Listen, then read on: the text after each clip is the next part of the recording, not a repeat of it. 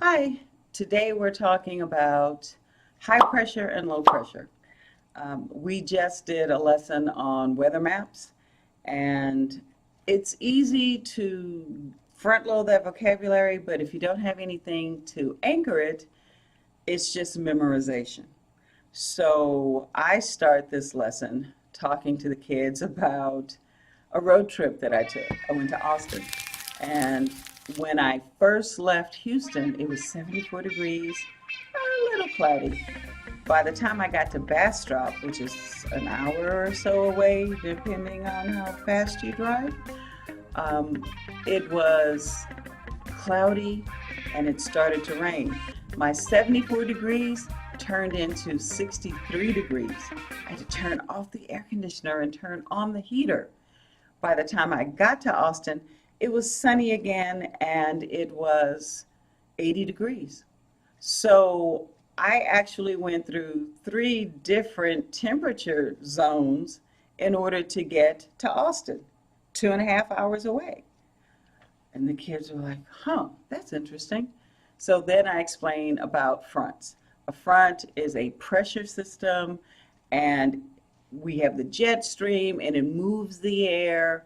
There are high pressure fronts and low pressure fronts. So before we get to all that, I can make a cloud in a jar. Sure, I can. Just watch. The first thing I need to make this cloud, of course, is a jar. The next thing I need will be a balloon. So I need to take the balloon and I'm going to cut it. Don't cut it on the fat part. Cut it slightly below the longest part of the neck, right before you get to the fat part. So I'm going to cut this, and then I end up with this. So I'm going to take this and make sure it fits my jar. Yep, it'll fit. Now, here's the fun part. I'm going to take some paper. I don't need a lot, just enough to get it smoking. Let me say this. I say to the kids, do not try this at home. If you're one of my students, Ms. Skinner says, don't try this at home, please. Ask an adult. All righty. Here are my matches.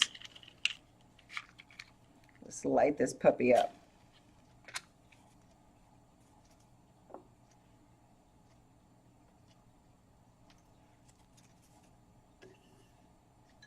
Look at that. Okay. Now, cover that up with the balloon. Stick your fingers in. Cover it up. Ta-da! So, the secret behind high pressure, low pressure is that when it's high pressure, it's happy days, no clouds in the sky. Low pressure, lousy days. So, see how cloudy that is? That's because the humidity gets a chance to expand.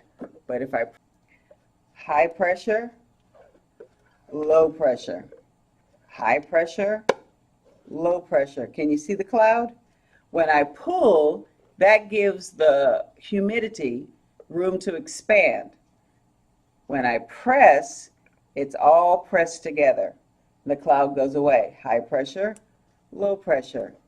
Happy days, lousy days. Or my kids are like, loser days. I just need you to know that low pressure is no fun. Low pressure, you're going to see lots of clouds, just like that. High pressure, the clouds go away. And that's it. From this anchor point, you can start talking about fronts, the jet stream, occluded fronts, stationary fronts, weather symbols. You've got their attention. You did something fun. So now they're going to learn those words, use them in sentences. I always have them journal, so they draw these pictures. It's fun.